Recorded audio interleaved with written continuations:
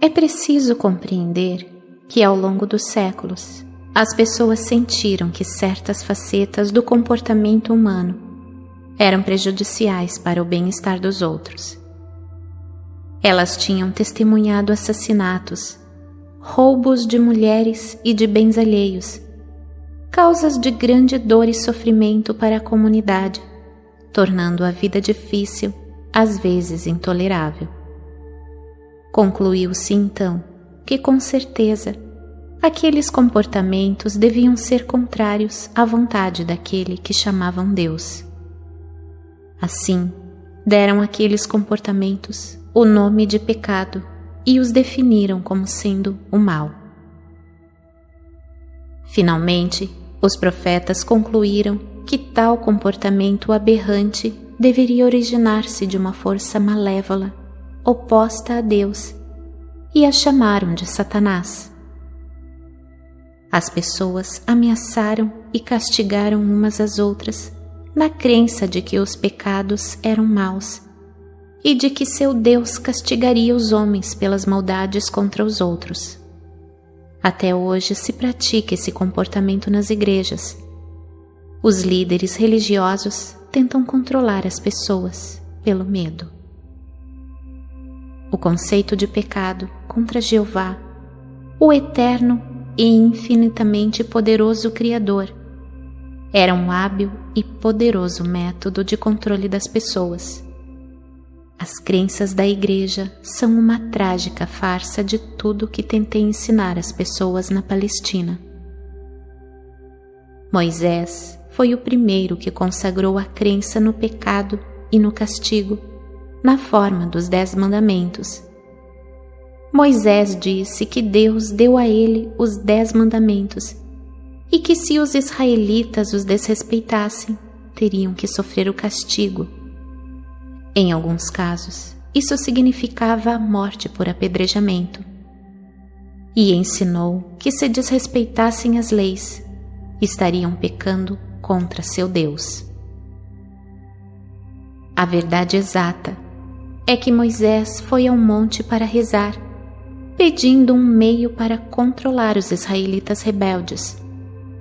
Em resposta àquela oração, recebeu por inspiração os 10 mandamentos, dados a ele para ajudá-lo em sua tarefa de dirigir os israelitas sem perigo em sua jornada no deserto com o menor grau de confusão. Religiosos aceitam e creem de todo o coração em um Deus que, segundo dizem, instruiu Moisés a engajar-se em comportamentos agressivos e massacres ao conquistar a terra prometida. Esta era uma terra bela e produtiva que foi arrancada sem piedade de um povo trabalhador, assassinado aos milhares.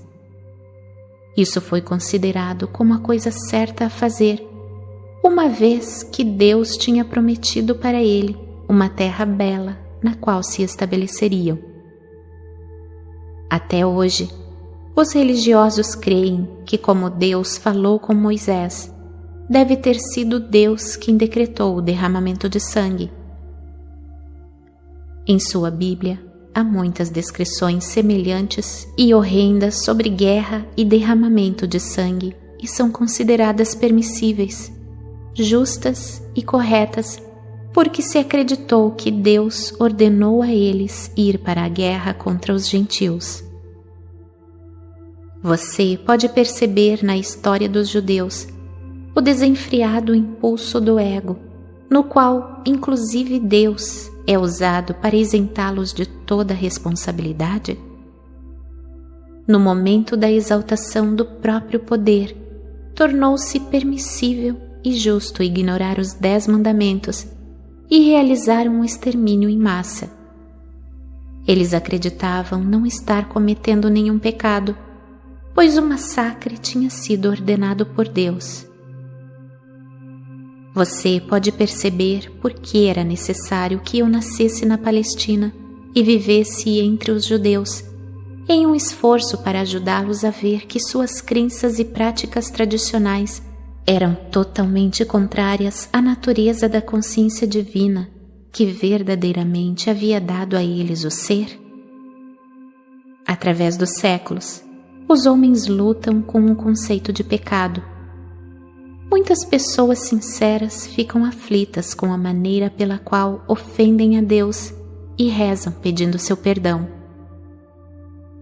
Há muito tempo, sacrificavam um sem número de animais no templo de Jerusalém para apaziguar a Deus, na esperança de escapar das consequências de seus pecados. Desde aquela época, inumeráveis livros foram escritos sobre o tema, expressando pesar e horror por ver o estado da alma dos homens, indicando a mudança de comportamento pelo açoitamento com um chicote, para torturar a carne e fazê-la pagar pela maldade de pensamento, palavra ou ato.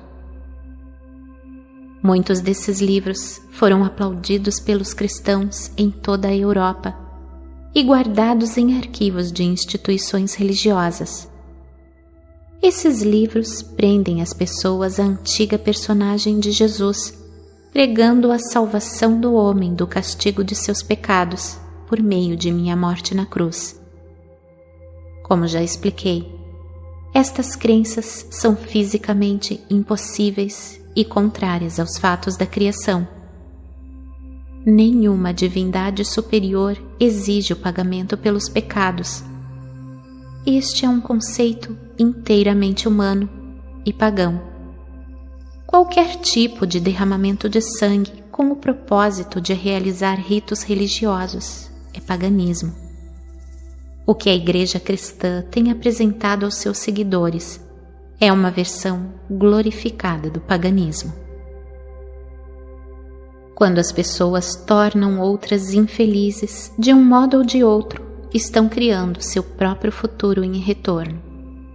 Não como retribuição, mas como uma atividade consciente de criação. Portanto, é uma questão de urgência combater fortemente essas crenças no pecado e na salvação por minha morte na cruz, e a substituição pela compreensão espiritual que está sendo fornecida a você nestas cartas. Antes de abandonar o assunto de doutrinas religiosas, quero deixar claro que, através dos tempos, alguns buscadores espirituais na Igreja cristã purificaram suficientemente sua consciência para adquirirem uma forte consciência no poder que eles chamam Deus, e acabaram por reconhecer que a Igreja não ensina a fonte do ser. Porém, somente uns poucos evoluíram espiritualmente o suficiente para irem além dos parâmetros das crenças religiosas e sentirem o influxo do poder, uma vez que a grande maioria das pessoas só pode conceber a verdade por meio de uma terminologia terrena. Eu, o Cristo, tenho que dizer que até este momento, nenhum dos santos nem sequer vislumbrou a realidade da criação e a verdade por trás do comportamento humano, como eu estou apresentando agora para você. Sem dúvida, chegou o momento em que deve ser dita a verdade sobre o pecado e o comportamento humano, e o que as pessoas estão presentemente fazendo ao mundo e a si mesmas, com a condição de que você tenha abandonado completamente os mitos seculares da doutrina religiosa e esteja agora ansioso, receptivo e de boa vontade, abrindo completamente seu coração às realidades da existência. Se não for assim, então o que tenho a dizer não terá nenhum sentido para você. Acredite-me, você não pode misturar as suas velhas crenças religiosas com a verdade da existência. Se tentar fazê-lo, pode estar seguro de que não estará vendo a verdade, mas apenas a sua própria adaptação do que pensa que aprendeu com estas páginas. Se você continua a busca pela verdade da existência, mas permanece em um estado de divisão de convicção, pode continuar a buscar, mas com um grande custo para si, despedaçado pela indecisão, pelo medo e por uma contínua incapacidade de perceber o verdadeiro significado do novo ensinamento. Suas percepções e evolução serão parcialmente obscurecidas por mensagens originárias do antigo condicionamento de sua mente consciente e subconsciente. Talvez você não perceba a enormidade de tal problema neste momento, porém é um problema enorme, porque as suas profundas crenças atuais são a sua verdade atual sobre a qual você constrói a vida. Elas são a sua realidade. Suas convicções e crenças fortemente enraizadas podem ser completamente ilusórias, porém, se você crê inteiramente nelas em seu subconsciente, elas se tornam absolutamente reais para você. Mesmo que estas novas ideias que contradizem as suas crenças possam chamar a sua atenção, a consciência estará dividida e trará a você tremendo mal-estar e angústia. Lembre-se, a sua consciência é o tecido com o qual você elabora a sua vida. Este tecido de consciência é a base de cada resposta sua para cada coisa que ocorre em sua vida mental, emocional e física. Sua consciência é sua realidade. Esta afirmação pode expressar-se de duas maneiras, e ambas são a verdade de sua existência. Sua consciência cria sua realidade, sem distinção de quais sejam os feitos de sua vida terrena. Quando as pessoas acreditavam que a Terra era plana, tinham medo de aventurarem-se demasiado longe nos oceanos, pois temiam que o barco caísse pelas bordas. As pessoas que acreditavam em uma terra plana viviam segundo essa crença. Quando Galileu disse que a Terra era redonda, foi considerado um herege. Porém, sua percepção da circularidade da Terra permitiu que os marinheiros adquirissem uma nova visão do mundo e empreendessem viagens para descobrir o que havia do outro lado do oceano. Foi necessária uma mudança de suas crenças para tornar isso possível. Você está em uma situação semelhante com respeito a estas cartas. Aqueles que as desprezam e as ridicularizam são como as pessoas que acreditavam em uma terra plana e que tinham medo de cair pelas bordas se navegassem demasiado longe de seu ambiente conhecido. Seus horizontes são seriamente limitados por suas falsas crenças. Assim, os horizontes daqueles que creem que o mundo é sólido também são severamente restritos. Dia após dia, lamentam e se afligem pelas desgraças que desabam sobre o mundo, crendo que não existe nenhuma escapatória. Porém, as pessoas que puderem captar e dar as boas-vindas à verdade da consciência que atualmente estou apresentando ao mundo serão como aqueles que perceberam que poderiam viajar sem limites pelos oceanos, em todas as direções, com a condição de que tivessem a vontade de empreender tal viagem. Portanto, seu estado de consciência é o que você deve considerar como o mais importante em sua vida, não as suas relações, posses ou posição na vida. Cuide de sua consciência e todas as bênçãos em todos os aspectos de sua vida virão a você.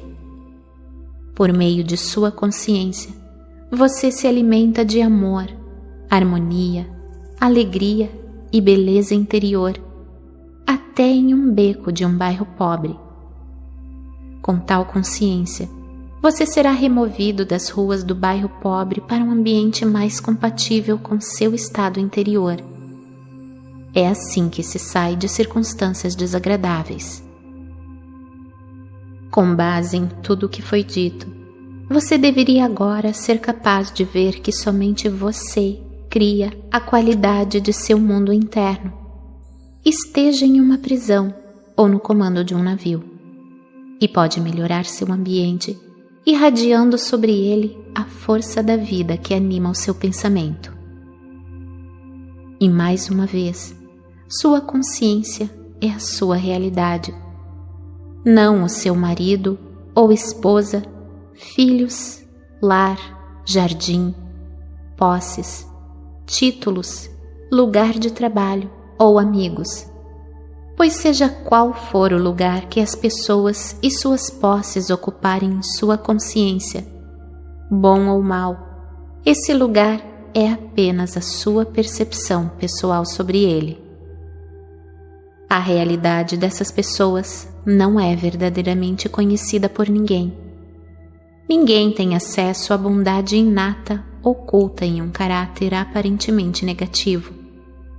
E também ninguém pode suspeitar dos impulsos e desejos ocultos de um ser humano aparentemente bom. Sua vida externa se apoia apenas em sua consciência. Ela não cria ou determina, nem pode fazê-lo suas respostas conscientes. Você é o criador de suas respostas.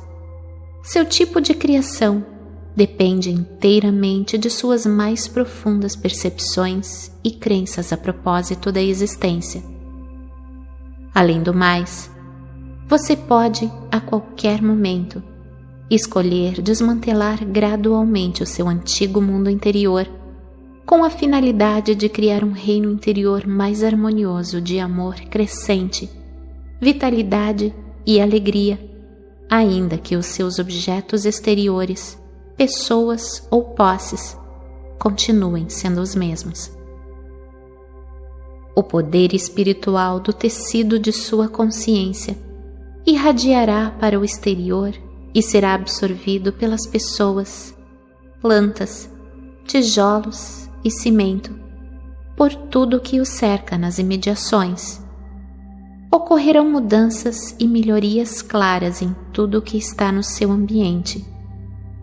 Este é o seu destino nesta vida ou em vidas futuras, chegar a esta plena e completa realização. Quando isto acontecer, você colocará o pé no caminho da maestria de si mesmo e então gradualmente avançará para tornar-se um verdadeiro mestre de seu mundo de consciência humana, interpenetrado e assistido pela consciência divina. Eu, o Cristo, recomendo a você esta carta.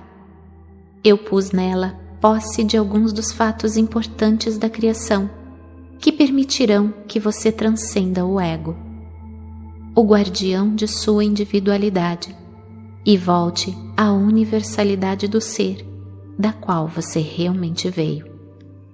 Você tem em suas mãos os meios pelos quais pode entrar no amor, alegria e realização pessoal incondicionais. Lembre-se de que eu disse a você que anseio pelo progresso do viajante espiritual. Enquanto avança pelo caminho que tracei para você, haverá momentos de confirmação de que estou de fato com você em sua jornada. Você o verá. Conserve sua fé nisso. Em todo momento, eu o sustentarei no amor divino, pois sou o amor divino em ação. Acredite nisso e encontre descanso em minha consciência, que o envolve.